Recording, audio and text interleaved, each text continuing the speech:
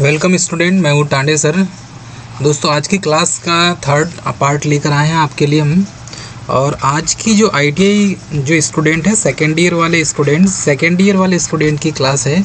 और इस क्लास में दोस्तों मोस्ट इम्पॉर्टेंट जो पिछले 4 साल के एग्ज़ाम में आए हुए जो क्वेश्चन है, इन्हीं क्वेश्चन को हम कवर करेंगे। इसके लिए इसका जो पीडीएफ है हमारे चैनल पर प्राप्त हो जाएगा आपको। तो इसकी लिंक जो है यहाँ पर डाल दी गई है।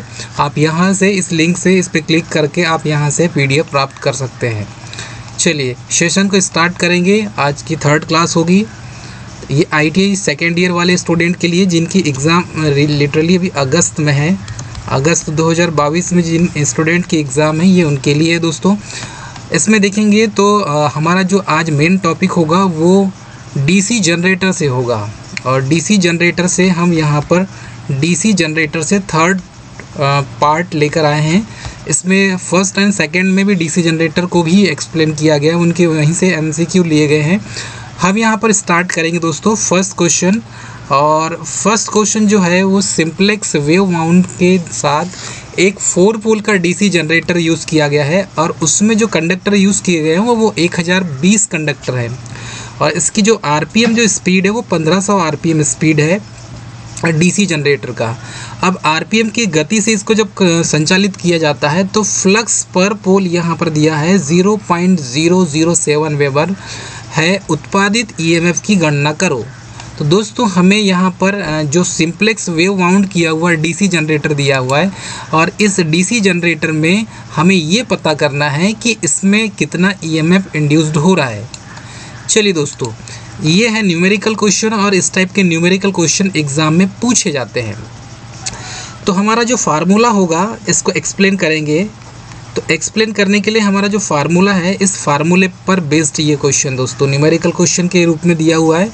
इसमें ईएमएफ का जो फार्मूला है, ईएमएफ का फार्मूला ये फार्मूला है 5Zn/60 × P/A।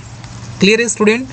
अब इसी फार्मूले में यदि हम वैल्यू को पुट करते हैं, फ्लक्स फाई का मान दिया हुआ यहाँ पर 0.007 इंटू जेड का मान दिया है। इसमें कंडक्टर हैं 1020, तो 1020 लिखेंगे। इसके बाद स्पीड है इसकी 1500 आरपीएम और अपान में हो जाएगा 60 इंटू इसमें पी दिया है पोल 4 और यहाँ पर सिंप्लेक्स वेव वाइंडिंग है तो यहाँ पर हो जाएगा 2 दोस्तों। अब इसको यदि कैलकुलेशन करते हैं यहाँ पर हम, तो ये 0 से 0 कैंसिल हो जाएगा, ये 2 से 4 कैंसिल हो जाएगा 2 टाइम्स, 6 का इसको कैंसिल कर देंगे दोस्तों। तो यहाँ पर जो आंसर निकल के आएगा, ईएमएफ की जो वैल्यू निकल के आएगी दोस्तों, उत्पादित जो बैक ईएमएफ है डीसी जनरेटर में वो 357 वोल्ट आएगा दोस्तों। इसका कैलकुलेशन करेंगे तो 357 वोल्ट इस डीसी जनरेटर में प्राप्त होगा। सिंप्लेक्स वेव वाइंडिंग की बात की गई है तो जो वाइंडिंग लपेटी होगी वो एक ही लेयर वाली सिंप्लेक्स वेव वाइंडिंग होगी दोस्तों। तो इसका सही आंसर हो जाएगा 357 वोल्ट। नेक्स्ट क्वेश्चन देखेंगे, बड़े डीसी जनरेटर में आर्मेचर रिएक्शन के अभाव को कैसे बेअसर किया जा सकता है? इट मीन्स न्यूट्रलाइज किया जा सकता है। तो हमें आर्मेचर रिएक्शन को न्यूट्रलाइज करने के लिए बड़े जनरेटर में क्या करना होगा? चलिए 4 ऑप्शन दिया है यहाँ पे। कंपनसेटिंग वाइंडिंग का उपयोग करना होगा। ऑप्शन बी दिया है अतिरिक्त इंटरपोल प्रदान करना होगा। ऑप्शन सी दिया है ब्रश कांटेक्ट का रेजिस्टेंस हमें बढ़ाना होगा। एंड ऑप्शन डी दिया है वाइंडिंग के साथ प्रतिरोध तारों को जोड़ना होगा। जितने स्टूडेंट अभी जुड़े हुए हैं सब लाइव आ जाएं और जितने स्टूडेंट जुड़े हैं वो अटेंडेंस के रूप पे थंब को प्रेस कर सकते हैं। तो इसमें लाइक के लिए, लाइक सब्सक्राइब और शेयर के लिए दोस्तों यहाँ पर ऑप्शन दिया हुआ है। आप नीचे डिस्क्रिप्शन में जाके यहाँ से इसका पीडीएफ भी प्राप्त कर सकते हैं और हमारे चैनल को सब्सक्राइब, लाइक और शेयर कर सकते हैं दोस्तों। चलिए क्वेश्चन दिया हुआ है, डीसी जनरेटर में क्या प्रभाव होता है? तो डीसी जनरेटर में आर्मेचर रिएक्शन के प्रभाव को बेअसर करने के लिए हम किसका उपयोग करते हैं? तो दोस्तों इसके पहले वाली क्लास में भी हमने बताया था कि यदि आर्मेचर रिएक्शन क्या होता है। तो आर्मेचर रिएक्शन में जो मेन फील्ड पोल का जो इफ़ेक्ट है, तो मेन फील्ड पोल का जो मैग्नेटिक इफेक्ट है वो स्टेटर पोल के मैग्नेटिक फील्ड पर जो इफेक्ट पैदा करता है इसे ही आर्मेचर रिएक्शन कहा जाता है। तो यहाँ पर 52 का जो आंसर हो जाएगा दोस्तों, आंसर हो जाएगा 52 का ए। डीसी जनरेटर में आर्मेचर रिएक्शन के इफेक्ट को कम करने के लिए हम अलग से कंपनसेटिंग वाइंडिंग का उपयोग करते हैं। तो यहाँ पर हम यूज़ करेंगे कंपनसेटिंग वाइंडिंग का दोस्तों। और इसमें जो आर्मेचर रिएक्शन होता है ये डीमैग्नेटाइजिंग और क्रॉस मैग्नेटाइजिंग दोनों इफेक्ट होता है दोस्तों। तो यहाँ पर इसी डीमैग्नेटाइजिंग और क्रॉस मैग्नेटाइजिंग इफेक्ट को एलिमिनेट करने के लिए कंपनसेटिंग वाइंडिंग जो एक्स्ट्रा ऑक्सिलरी वाइंडिंग कहलाती है इसका उपयोग किया जाता है। चलिए नेक्स्ट क्वेश्चन देखेंगे। डीसी जनरेटर में क्या प्रभाव होता है अगर इसे लंबे समय तक बंद रखा जाए? तो यदि किसी डीसी जनरेटर को बहुत लॉन्ग टाइम के लिए यदि उसे हम बंद करके रख दें, मतलब उसे अपने यूज़फुल ना हो, मतलब कि यूज़ में न लाएं, तब की सिचुएशन में हम देखेंगे तो इसमें क्या होगा। ऑप्शन ए दिया है फील्ड कॉइल प्रतिरोध बढ़ जाता है। ऑप्शन बी दिया है आर्मेचर प्रतिरोध बढ़ जाता है। ऑप्शन सी दिया है आर्मेचर रिएक्शन बढ़ना। ऑप्शन डी दिया है अवशिष्ट चुंबकत्व खो देता है। तो ध्यान दीजिएगा दोस्तों, लंबे समय तक यदि किसी डीसी जनरेटर को बंद कर दिया जाता है या उसे उपयोग में नहीं लाया जाता तो इसमें फील्ड पोल जो होता है, फील्ड पोल का आर्मेचर फील्ड पोल का जो रेसिड्यूल मैग्नेटिज्म है, रेसिड्यूल मैग्नेटिज्म जिसे आप अवशिष्ट चुंबकत्व कहते हैं, तो रेसिड्यूल मैग्नेटिज्म ये समाप्त हो जाता है। जब ये समाप्त हो जाएगा तो जनरेटर से वोल्टेज बिल्डअप होना बंद हो जाएगा, अर्थात वोल्टेज बनना बंद हो जाएगा। तो इसीलिए यहाँ पर हम आपको बताएंगे कि डीसी जनरेटर में जो इफ़ेक्ट पैदा होता है लंबे समय तक बंद रखेंगे तो वो उसके अवशिष्ट चुंबकत्व नष्ट हो जाते हैं। अब यही अवशिष्ट चुंबकत्व को फिर से लाना है तो अलग से हम डीसी सप्लाई देकर इसे हम क्या कर सकते हैं, यही रेसिड्यूल मैग्नेटिज्म को, अवशिष्ट चुंबकत्व को वापस ला सकते हैं। क्लियर दोस्तों? चलिए तो ध्यान दीजिएगा, जब भी लंबे समय तक डीसी जनरेटर बंद होगा तो फील्ड पोल का रेसिड्यूल मैग्नेटिज्म ख़त्म हो सकता है। तो चालू करने के पहले, स्टार्ट करने के पहले दोस्तों हमें यहाँ पर चेक करना होगा कि उसका क्या रेसिड्यूल मैग्नेटिज्म है। तो यदि है तो जनरेटर वोल्टेज बिल्डअप करेगा और नहीं होगा तो नहीं करेगा। चलिए नेक्स्ट क्वेश्चन देखेंगे। नेक्स्ट क्वेश्चन है 4 पोल डायनेमो के प्रेरित ईएमएफ की गणना करें। 1000 आरपीएम लैप वाउंड और कंडक्टरों की संख्या 600 है तो फ्लक्स पर पोल वेबर क्या होगा? तो इसमें हम यहाँ पर ईएमएफ की गणना करें तो एज अ सेम दोस्तों यहाँ पर इसी टाइप से हम यहाँ पर गणना करेंगे। जैसे यहाँ पर दिया है ईएमएफ निकालने के लिए, ईएमएफ हमें क्या करना है, फाइंड आउट करना है। तो ईएमएफ फाइंड आउट करने के लिए 5Zn/60 × P/A ये दिया हुआ है दोस्तों। यहाँ से हम वैल्यू को पुट करेंगे तो फ्लक्स फाई का मान दिया है 0.064 वेबर इंटू जेड का मान दिया है दोस्तों, यहाँ पर दिया है 600। कुल कितना दिया है, कंडक्टरों की संख्या 600 दिया है दोस्तों। और स्पीड जो दिया है ये 1000 आरपीएम दिया हुआ है तो 1000 यहाँ पर हम लिख देंगे। उसके बाद अपान में 60 लिखा हुआ है। नंबर ऑफ पोल 4 पोल दिया हुआ है दोस्तों। और देख लेंगे लेप वाइंडिंग है, वेव वाइंडिंग है, तो लेप में A = P होता है। तो जितना यहाँ पर 4 पोल होगा उतना यहाँ पर भी समांतर पथों की संख्या हो जाएगा। तो A = लेप में A = ठीक है दोस्तों। तो यहाँ कैलकुलेशन करेंगे हम। तो कैलकुलेशन जब किया जाएगा तो कैलकुलेशन के लिए आप यहाँ पर क्या करेंगे कि इसमें 0 से 0 ये कैंसिल हो जाएगा, 6 से ये 6 को कैंसिल कर जाएंगे, ये 100 टाइम्स हो जाएगा दोस्तों। कैलकुलेशन करेंगे तो ये इसमें दशमलव के बाद यहाँ पर हो जाएगा 3 0, दशमलव के बाद 3 0 हो जाएगा दोस्तों।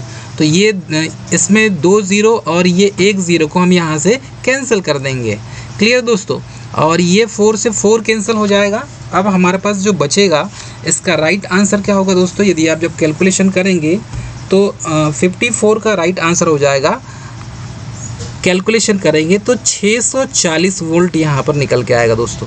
तो इसमें जो ईएमएफ हमें इंड्यूस्ड प्राप्त होगा डीसी जनरेटर में, वोल्टेज जो प्राप्त होगा वो 640 वोल्ट हमें प्राप्त होगा दोस्तों। तो इस तरीके से हम इसका कैलकुलेशन कर सकते हैं। चलिए नेक्स्ट क्वेश्चन देखेंगे।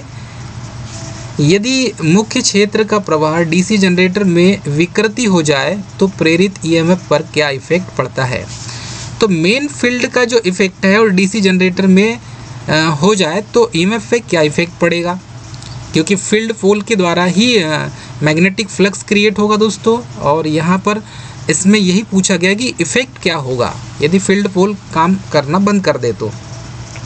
ऑप्शन ए दिया है प्रेरित ईएमएफ बढ़ता है, ऑप्शन बी दिया है ईएमएफ घटता है, ऑप्शन सी दिया है प्रेरित ईएमएफ में कोई बदलाव नहीं होता, ऑप्शन डी दिया है प्रेरित ईएमएफ शून्य हो जाता है। तो इसमें क्वेश्चन नंबर 55 का आंसर हो जाएगा ऑप्शन बी, क्योंकि यदि मेन फील्ड पोल का जो डीसी जनरेटर में उसमें यदि स्ट्रेस आ जाए, विकृति आ जाए, मैग्नेटिक लाइन ऑफ फोर्स में यदि चेंजेस हो जाए तो यहाँ पर जो ईएमएफ का जो मान होगा ये ईएमएफ का मान घट जाएगा, ईएमएफ का मान घट जाएगा दोस्तों। तो इसका सही आंसर हो जाएगा ऑप्शन बी।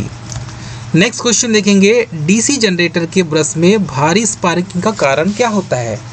तो किसी भी डीसी जनरेटर में यदि ज़्यादा स्पार्किंग हो रही है तो उसके पीछे उसका रीज़न होता है, और 4 ऑप्शन में यदि हम देखेंगे ये कौन सा रीज़न होगा। क्योंकि ब्रशों में स्पार्किंग हो रही है, इट मीन्स कहीं ना कहीं कम्यूटेशन सही नहीं है। तो 4 ऑप्शन देखेंगे। फील्ड वाइंडिंग में शॉर्ट सर्किट होना, ऑप्शन बी है आर्मेचर वाइंडिंग में शॉर्ट सर्किट होना, ऑप्शन सी दिया है GNA, ये MNA होगा दोस्तों, MNA और GNA की स्थिति बदल गई हो तो ये ज्योमेट्रिकल न्यूट्रल एक्सिस होता है GNA, ज्योमेट्रिकल न्यूट्रल एक्सिस, और MNA होता है मैग्नेटिक न्यूट्रल एक्सिस दोस्तों। तो ये दोनों एक्सिस का आपस में स्थिति बदल जाने के कारण भी होता है। ऑप्शन डी दिया है ब्रश के रूप में बहुत अधिक स्प्रिंग का तनाव होना। तो हाई स्पार्किंग के पीछे रीज़न क्या होगा डीसी जनरेटर में? तो इसका होगा 56 का सी, क्योंकि ज़्यादा स्पार्किंग हो रही है तो इसमें जो GNA है वो MNA में शिफ्ट हो गया हो, जो ज्योमेट्रिकल न्यूट्रल एक्सिस है वो मैग्नेटिक न्यूट्रल एक्सिस में शिफ्ट हो जाता है। तो GNA का MNA में शिफ्ट होना जिसके कारण स्पार्किंग ज़्यादा मिलेगी, और जो कम्यूटेशन की प्रोसेस है, कम्यूटेशन की जो प्रोसेस है दोस्तों, ये कम्यूटेशन की प्रोसेस इनरेगुलर हो जाएगी, रेगुलर नहीं होगी, उसमें डिस्टॉर्शन आ जाएगा, जिसकी वजह से आपको कार्बन ब्रश में भारी स्पार्किंग देखने को मिलेगा। प्रत्येक कार्बन ब्रश 1 वोल्ट को ड्रॉप करता है, यदि 2 कार्बन ब्रश है तो 2 वोल्ट ड्रॉप होना तय है। नेक्स्ट क्वेश्चन देखेंगे। आर्मेचर वाइंडिंग प्रतिरोध को मापने के लिए किस उपकरण का उपयोग किया जाता है? तो आर्मेचर वाइंडिंग का यदि रेजिस्टेंस हमें चेक करना है तो प्रैक्टिकली यदि मैं आपको कहूँ तो आप टेस्टिंग लैंप लीजिए, टेस्टिंग लैंप, और टेस्टिंग लैंप की सहायता से एक एक टर्मिनल को आप चेक कर सकते हैं दोस्तों। तो आर्मेचर वाइंडिंग प्रतिरोध को मापने के लिए किस उपकरण का उपयोग किया जाता है? ऑप्शन ए दिया है मेगर, ऑप्शन बी दिया है मल्टीमीटर, ऑप्शन सी दिया है सीरीज प्रकार का ओम मीटर, और ऑप्शन डी दिया है केल्विन ब्रिज। तो आर्मेचर वाइंडिंग प्रतिरोध को मापने के लिए हम जिस उपकरण का यूज़ करेंगे वो हो जाएगा दोस्तों केल्विन ब्रिज। क्लियर है दोस्तों? 57 का क्या हो जाएगा? डी हो जाएगा, केल्विन ब्रिज का हम यहाँ पर यूज़ करेंगे। चलिए नेक्स्ट क्वेश्चन देखेंगे। शॉर्ट सर्किट और ओपन सर्किट के लिए आर्मेचर वाइंडिंग का परीक्षण करने के लिए किस उपकरण का उपयोग किया जाता है? तो 4 ऑप्शन दिया है टांग परीक्षक, ऑप्शन सी दिया है बाहरी ग्राउलर, ऑप्शन इसमें दिया है सी आंतरिक ग्राउलर, और डी दिया है डिजिटल मल्टीमीटर। तो शॉर्ट एंड ओपन सर्किट के लिए आर्मेचर वाइंडिंग का यदि हमें टेस्टिंग करना है, आर्मेचर वाइंडिंग की यदि हमें टेस्टिंग करना है तो जो इंस्ट्रूमेंट यूज़ करेंगे, जो इंस्ट्रूमेंट हम यूज़ करेंगे दोस्तों, वो इंस्ट्रूमेंट क्या होगा? तो क्वेश्चन नंबर 58 का आंसर हो जाएगा सी, क्योंकि शॉर्ट सर्किट टेस्ट और ओपन सर्किट टेस्ट करने के लिए इट मीन्स जनरेटर की या मोटर की वाइंडिंग को टेस्ट करना है, हमें उसकी वाइंडिंग को टेस्ट करना है, तो हम यहाँ पर ग्राउलर का यूज़ करते हैं दोस्तों। क्योंकि ग्राउलर जो है, ग्राउलर एक ऐसा उपकरण है जिसके माध्यम से हमिंग की आवाज़ से हम पहचान सकते हैं कि वाइंडिंग जला है या वाइंडिंग सही है। तो दोस्तों ये टेस्टिंग के लिए ग्राउलर का यूज़ करते हैं, याद रखिएगा। वाइंडिंग की टेस्टिंग के लिए ग्राउलर का ही उपयोग किया जाता है। नेक्स्ट क्वेश्चन देखेंगे, डीसी मीटर की यहाँ थोड़ा सा चेंजेस है, यहाँ पर हो जाएगा मिसप्रिंट है। डीसी मोटर की गति नियंत्रण विधि का नाम क्या है? तो ये जो सर्किट दिख रहा है दोस्तों यहाँ पे ये आर्मेचर है, ये फील्ड वाइंडिंग है और ये रियोस्टेट लगा हुआ है। यहाँ से आप पॉजिटिव टर्मिनल और नेगेटिव टर्मिनल में डीसी सप्लाई देंगे, ये डीसी सप्लाई है। क्लियर है दोस्तों? तो यहाँ पर यदि हम इसको कनेक्शन करते हैं तो ये इसकी मोटर की जो स्पीड कंट्रोल कर रहे हैं ये कौन सी मेथड कहलाएगी? क्योंकि जैसे ही हम इसे सप्लाई देंगे, सप्लाई के साथ पैरेलल में यहाँ पर एक रियोस्टेट कनेक्ट है, तो पैरेलल में रियोस्टेट कनेक्ट है तो करंट की वैल्यू यहाँ क्या हो जाएगी दोस्तों? कम हो जाएगी, करंट ड्रॉप हो जाएगा, जिसकी वजह से डीसी मोटर की स्पीड को कंट्रोल किया जा सकता है। तो स्पीड कंट्रोल करने के लिए हम किस मेथड का यूज़ कर रहे हैं यहाँ पे? ऑप्शन ए है field diverter method, option B है field tapping method, option C दिया है voltage control method and option D दिया है आर्मेचर डाइवर्टर मेथड। तो क्वेश्चन नंबर 59 का जो आंसर हो जाएगा ये हो जाएगा ऑप्शन डी, क्योंकि यहाँ पर हम आर्मेचर डाइवर्टर मेथड का यूज़ करते हैं दोस्तों। तो ये जो है आर्मेचर डाइवर्टर मेथड है, क्योंकि आर्मेचर साइड से हम स्पीड को कंट्रोल कर रहे हैं। यहाँ पर जो स्पीड कंट्रोल किया जा रहा है ये आर्मेचर साइड से स्पीड कंट्रोल किया जा रहा है, स्पीड कंट्रोल किया जा रहा है दोस्तों। तो जब आर्मेचर साइड से स्पीड को कंट्रोल किया जाता है तो इस मेथड को कहते हैं armature diverter method. Next question देखेंगे दोस्तों, डीसी फील्ड कॉइल के किस वाइंडिंग तार का उपयोग किया जाता है? तो डीसी फील्ड वाइंडिंग के लिए ऐसे कौन से वाइंडिंग वायर का यूज़ करते हैं जिसकी वजह से उस में वाइंडिंग की जाती है?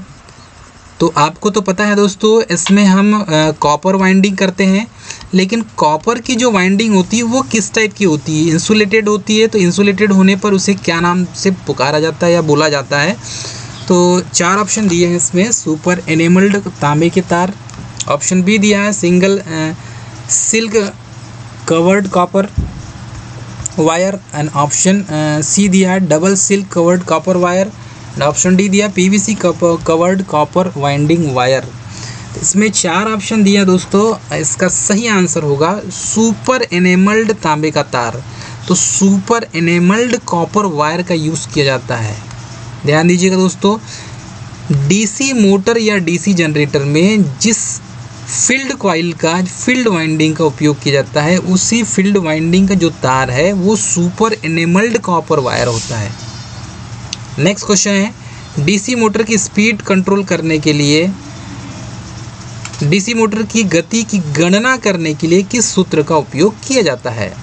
तो आप सभी को पता है दोस्तों, डीसी मोटर की यदि स्पीड को कंट्रोल करना है तो जिस फार्मूले का हम यूज़ करेंगे, 4 ऑप्शन दिया हुआ है, N is equal to EB upon phi, option B दिया है N is equal to phi upon EB and option C दिया है EB phi upon 120 and option D दिया है N is equal to EB phi upon 60।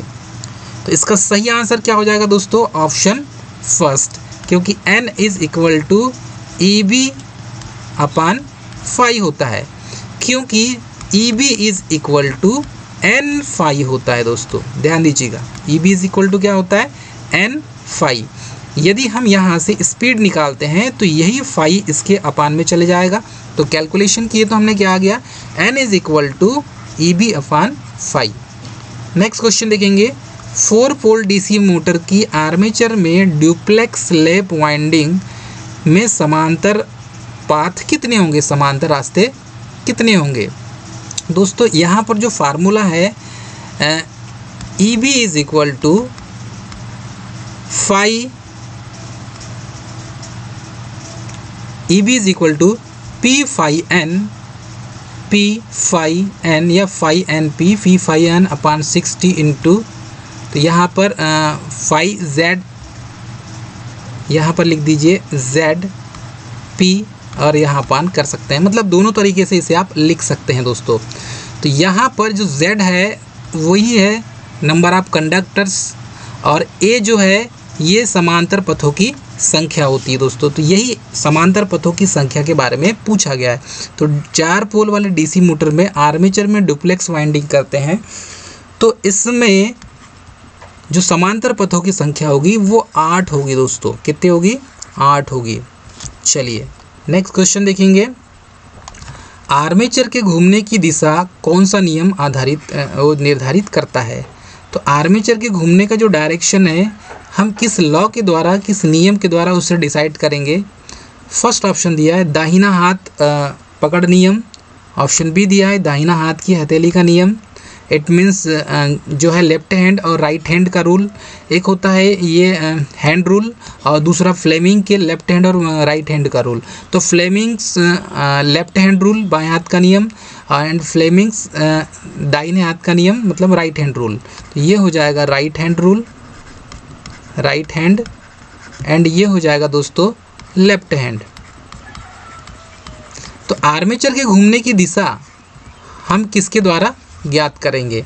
तो question number 63 का जो answer होगा ऑप्शन सी होगा दोस्तों। ध्यान रखिएगा, आर्मेचर के घूमने का डायरेक्शन यदि हमें चेक करना है, पता करना है, निर्धारित करना है, तो फ्लेमिंग के बाएं हाथ का जो नियम है मतलब कि लेफ्ट हैंड का जो रूल है उसके द्वारा होता है दोस्तों। बाएं हाथ के नियम लेफ्ट हैंड के रूल के द्वारा आर्मेचर के घूमने की दिशा निर्धारित की जाती है। नेक्स्ट क्वेश्चन है डीसी मोटर का क्या नाम है? ये सर्किट डायग्राम दिया हुआ है। इस सर्किट डायग्राम में डीसी मोटर का क्या नाम है ये हमें पता करके बताना है। तो ये है दोस्तों आर्मेचर के पैरेलल में यहाँ पर फील्ड वाइंडिंग लगी हुई है, ये फील्ड वाइंडिंग है और आर्मेचर यहाँ से ये positive terminal and then negative terminal से हम इसे सप्लाई देंगे। तो ये यदि पैरेलल में है तो क्या हो जाएगा दोस्तों, हम ऐसी आंसर लगा सकते हैं। समांतर में है तो शंट मोटर ही होगा। तो ये डीसी मोटर का नाम क्या हो जाएगा दोस्तों? DC shunt motor. A option इसका सही होगा। चलिए इसमें हम यदि देखें, यदि यहाँ पर समांतर में है जब फील्ड वाइंडिंग है तो डीसी शंट मोटर हो गया। यदि यही फील्ड वाइंडिंग यहाँ पर सीरीज में होता तो ये क्या हो जाता? डीसी सीरीज मोटर हो जाता। और यही इसी में शंट और सीरीज फील्ड वाइंडिंग दोनों होती तो कंपाउंड हो जाता दोस्तों। इट मीन्स इस टाइप से आप इसे इस सर्किट डायग्राम से इसे समझ सकते हैं। ये आर्मेचर हो गया, क्लियर है दोस्तों। ये अभी शंट हो है। यदि हम इसी को क्या बना दें दोस्तों, सीरीज फील्ड वाइंडिंग, तो सीरीज फील्ड वाइंडिंग बनाने के लिए हमें क्या करना होगा? डीसी सीरीज मोटर बनाने के लिए यहाँ पर हम फील्ड वाइंडिंग को जोड़ देंगे। तो ये फील्ड वाइंडिंग को यदि हम यहाँ कनेक्ट करते हैं दोस्तों तो ये हो जाएगा डीसी सीरीज़ मोटर। क्लियर है दोस्तों, ये बन गया आपका डीसी सीरीज़ मोटर। तो डीसी सीरीज़ मोटर का सर्किट डायग्राम इस टाइप से बनेगा। ये फील्ड वाइंडिंग हो गई और ये आर्मेचर हो गया दोस्तों और ये पॉजिटिव और ये नेगेटिव टर्मिनल। यदि हमें यहीं से इसी में हमें क्या करना है, इसी को कंपाउंड बनाना है तो यहाँ से एक फील्ड वाइंडिंग को शंट फील्ड वाइंडिंग को यहाँ पर हम कनेक्ट कर देंगे। तो शंट फील्ड वाइंडिंग को यहाँ पर कनेक्ट करेंगे दोस्तों तो ये बन जाएगा डीसी कंपाउंड मोटर। क्लियर है दोस्तों। चलिए नेक्स्ट क्वेश्चन देखेंगे। डीसी मोटर में करंट की दिशा किस नियम से निर्धारित की होती है? तो डीसी मोटर में यदि करंट का डायरेक्शन हमें ज्ञात करना है तो किसके द्वारा ज्ञात कर सकते हैं? 4 ऑप्शन दिया है।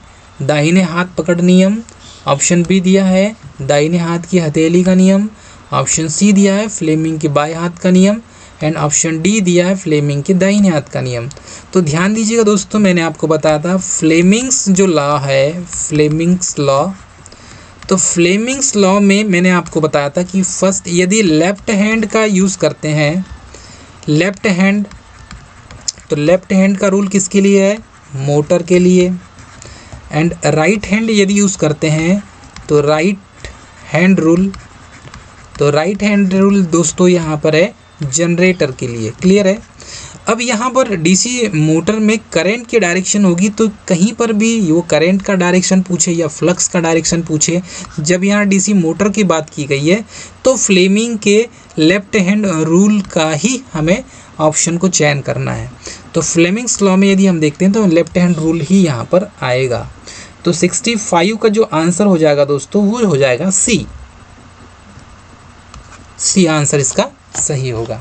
चलिए नेक्स्ट क्वेश्चन देखेंगे। Question number 66, DC shunt motor armature द्वारा ली गई धारा की गणना करने का सूत्र क्या होगा। अब आर्मेचर के द्वारा ली गई करंट IA करंट का फार्मूला क्या होगा, इसका फार्मूला क्या होगा दोस्तों। तो आर्मेचर करंट द्वारा ली गई जो गणना करेंगे हम, उसका फार्मूला क्या होगा।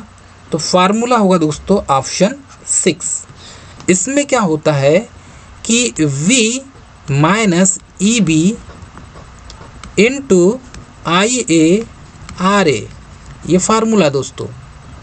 तो ये इस फार्मूले से हम कैलकुलेशन करेंगे, तो यहाँ से IA को सामने लाएंगे is equal to V minus EB upon RA, क्या हो जाएगा अपान में चले जाएगा। तो ये इसका फार्मूला बन जाता है दोस्तों। तो ये फार्मूले से आप कैलकुलेशन करके इसकी गणना निकाल सकते हैं। तो आर्मेचर करंट निकालने का formula IA is equal to V minus EB upon RA। अब ध्यान दीजिएगा दोस्तों, यहाँ पर मोटर की बात की गई है इसीलिए माइनस लगा है।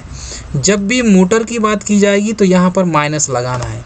यदि जनरेटर की बात की जाती तो यहाँ पर क्या लगाते आप, प्लस लगाते। फार्मूले में कोई चेंजेस नहीं होगा दोस्तों, सिर्फ प्लस और माइनस का चेंजेस होगा यहाँ पे। चलिए नेक्स्ट क्वेश्चन देखेंगे। डीसी मोटर में फ्लक्स की दिशा की पहचान करने के लिए कौन सा नियम लागू किया जाता है। 4 ऑप्शन दिए हैं, कार्क स्क्रू का नियम, ऑप्शन बी दिया है दाहिने हाथ पकड़ का नियम, ऑप्शन सी दिया फ्लेमिंग के बाएं हाथ का नियम एंड ऑप्शन डी दिया फ्लेमिंग के दाहिने हाथ का नियम। तो यहाँ पर मोटर की बात की जा रही दोस्तों, तो हमें शॉर्टकट इसको बहुत कम टाइम ड्यूरेशन में यदि हमें लगाना है इसका आंसर, तो जब भी मोटर की बात की जाएगी तो हम समझ जाएंगे फ्लेमिंग के लेफ्ट हैंड नियम की बात की जा रही है। तो हमें यहाँ पर 4 ऑप्शन में जहाँ पर फ्लेमिंग लेफ्ट हैंड का नियम अर्थात बाएं हाथ का नियम दिया होगा, तो वहाँ पर हम दोस्तों बिना हिचक के हम इसका आंसर लगा सकते हैं। तो क्वेश्चन नंबर 67 का जो आंसर हो जाएगा ऑप्शन सी हो जाएगा। चलिए नेक्स्ट क्वेश्चन देखेंगे। डीसी मोटर के प्रकार को नाम दें। ये जो डीसी मोटर का सर्किट डायग्राम है, इसमें ये पॉजिटिव टर्मिनल है, इसमें ये नेगेटिव टर्मिनल है और यहाँ पर लगा हुआ है फील्ड वाइंडिंग। ये फील्ड वाइंडिंग है, लेकिन ये कौन सी फील्ड वाइंडिंग है, शंट फील्ड वाइंडिंग है दोस्तों। और ये जो फील्ड वाइंडिंग ये क्या है, series field winding. It means ये जो सर्किट डायग्राम का है का होगा दोस्तों, सीरीज और शंट दोनों है, तो कंपाउंड का होगा। तो कंपाउंड में भी ये लॉन्ग शंट का होगा कि शॉर्ट शंट का होगा, तो ये हो जाएगा दोस्तों लॉन्ग शंट है तो लॉन्ग शंट का होगा, शॉर्ट शंट है तो शॉर्ट शंट का होगा। तो हम पहचानेंगे कैसे, ये हो जाएगा दोस्तों यदि इसी आर्मेचर के पैरेलल में यदि लगा हुआ है तो समझ जाएंगे ये शॉर्ट शंट है। तो 68 का जो आंसर होगा ऑप्शन डी होगा दोस्तों, क्योंकि आर्मेचर के पैरेलल में दिया है इसीलिए ये हो जाएगा शॉर्ट शंट। यदि लॉन्ग शंट होता तो यहाँ पर कनेक्शन इस टाइप से होता दोस्तों। तो ये फील्ड वाइंडिंग जो होती है वो सीधे सीधे यहाँ से जुड़ती, मतलब ये D2 वाले सिरे से जुड़ती। अभी ये D1 वाले सिरे से जुड़ रहा है E2, इसका नाम है ये E1 है और ये E2 है दोस्तों। और ये हो जाएगा आपका D1 और ये हो जाएगा D2। जब यहाँ पर E2 को D1 से जोड़ दिया जाए, कनेक्ट कर दिया जाए, तो ये बन जाता है short shunt compound motor. Next question देखेंगे दोस्तों, आशा है आपको समझ में आया होगा। डीसी मोटर में EMF की गणना करने का सूत्र क्या है। डीसी मोटर में यदि इलेक्ट्रोमैग्नेटिक फोर्स हमें जो है याद करना है, electromotive force EMF is called electromotive force, electromotive force, ये भी ऑब्जेक्टिव क्वेश्चन के रूप में पूछा जाता है। तो इसमें EMF का जो फार्मूला है डीसी मोटर में EMF is equal to phi Z N/60 × P/A। ये जो DC मोटर के लिए यूज़ किया जाने वाला फार्मूला है दोस्तों। चलिए, इसी EMF को हम बैक EMF EB के नाम से जाना जाता है, इसे EB के नाम से जाना जाता है। 4 ऑप्शन देखेंगे कहाँ पर दिया हुआ है। EB = ZNP/60 phi-A दिया हुआ है, ये गलत हो जाएगा।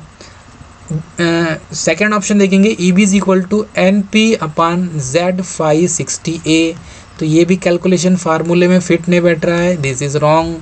ऑप्शन सी दिया हुआ है EB = phi-ZNP, क्या phi-ZNP दिया हुआ है, इसे ऐसा लिख सकते हैं phi-ZNP/60 × A लिख सकते हैं दोस्तों। तो यह ऐसा दिया है, यदि ऐसा दिया है तो फिर सही है, तो ये ऑप्शन सी में दिया हुआ है, तो ये ऑप्शन सी इसका सही होगा। चलिए नेक्स्ट क्वेश्चन देखेंगे। नेक्स्ट क्वेश्चन है दोस्तों यहाँ पर, इस उपकरण का नाम क्या है, उपकरण का नाम क्या है। चलिए, बहुत इजी क्वेश्चन है। इसमें इस डायग्राम को, ये जो डायग्राम दिया है, इस फिगर को आपको समझना है किस टाइप से दिया हुआ है। ये 2 लाइन साइड दिया हुआ है और ये इसके ऊपर इसको कुछ रखा जाता है, तो इसे क्या कहते हैं। 4 ऑप्शन दिया है, मेगर, ऑप्शन बी दिया है भू प्रतिरोध परीक्षक, ऑप्शन सी दिया है आंतरिक ग्राउलर और दूसरा दिया है बाहरी ग्राउलर। दोस्तों इसके पहले वाली क्लास में हमने जो क्वेश्चन आपसे पूछा था वो क्वेश्चन था दोस्तों डीसी जनरेटर में। क्वेश्चन ये था कि डीसी जनरेटर में आर्मेचर प्रतिक्रिया का प्रभाव क्या है। तो दोस्तों ये क्वेश्चन ऑफ द डे था और इसमें 4 ऑप्शन दिया था। आउटपुट वोल्टेज बढ़ता है, आउटपुट वोल्टेज कम हो जाता है और आउटपुट वोल्टेज स्पंदित हो रहा है और आउटपुट वोल्टेज शून्य हो जाता है। तो डीसी जनरेटर में आर्मेचर प्रतिक्रिया के कारण क्या इफेक्ट पड़ता है। तो ध्यान दीजिए दोस्तों, आर्मेचर रिएक्शन यदि बढ़ता है आर्मेचर रिएक्शन के कारण तो वोल्टेज का कम हो जाता है। दोस्तों हमें जो आउटपुट वोल्टेज मिलेगा वो क्या हो जाएगा, कम हो जाएगा। तो यहाँ पर सही ऑप्शन हो जाएगा ऑप्शन बी, इसका आंसर होगा दोस्तों। सही आंसर क्या हो जाएगा, ऑप्शन बी। आर्मेचर रिएक्शन का प्रभाव ये पड़ता है कि ये जनरेटर द्वारा जो वोल्टेज प्राप्त होगा वो वोल्टेज हमें कम प्राप्त होगा। तो इसका सही आंसर दोस्तों यही होगा।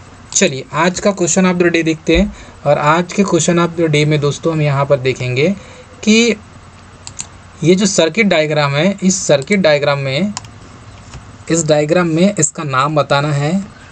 आप कमेंट सेक्शन में जाके कमेंट करके इसका आंसर हमें दे सकते हैं। दोस्तों हमारा वीडियो आपको अच्छा लगा हो तो हमारे चैनल को सब्सक्राइब और लाइक और शेयर करना ना भूलें। दोस्तों एक और बात, फर्स्ट ईयर वाले जो स्टूडेंट हैं उनकी भी टेस्ट सीरीज़ अभी स्टार्ट होगी, टेस्ट सीरीज़ स्टार्ट होगी जिनकी एग्ज़ाम अगस्त 2022 में स्टार्ट होने वाली है। तो फर्स्ट ईयर वालों की भी एग्ज़ाम डेट आ चुकी है और सेकेंड ईयर वालों की भी एग्ज़ाम डेट आ चुकी है दोस्तों। और एक टेस्ट सीरीज़ और स्टार्ट होगी, इसमें टोटल थ्योरी की क्लास स्टार्ट होगी। हमारा चैनल मोनेटाइज हो गया दोस्तों और लगभग हमारे अभी जो सब्सक्राइबर है 1K के ऊपर हो चुके हैं। अब हम जो है क्लास कंटिन्यू लेंगे दोस्तों और कंपटीशन एग्ज़ाम की क्लास हम स्टार्ट करने वाले हैं जिसमें टोटल थ्योरी क्लास ली जाएगी, जिसमें ITI TO, last time ITI TO आई थी 2016 में आई थी दोस्तों, और अब 2022 में नवंबर दिसंबर में आने वाली है। इसकी क्लास स्टार्ट होगी, थ्योरी क्लास। और व्यापम सब इंजीनियर की क्लास स्टार्ट होगी दोस्तों, जिसमें हम सिर्फ टेक्निकल पोर्शन पढ़ाएंगे आपको। व्यापम सब इंजीनियर के लिए सिर्फ टेक्निकल पोर्शन पढ़ाएंगे। इसकी क्लास बहुत जल्दी स्टार्ट होने वाली है दोस्तों। पल पल की अपडेट के लिए हमारे चैनल को सब्सक्राइब, लाइक और शेयर करना ना भूलें। थैंक यू दोस्तों।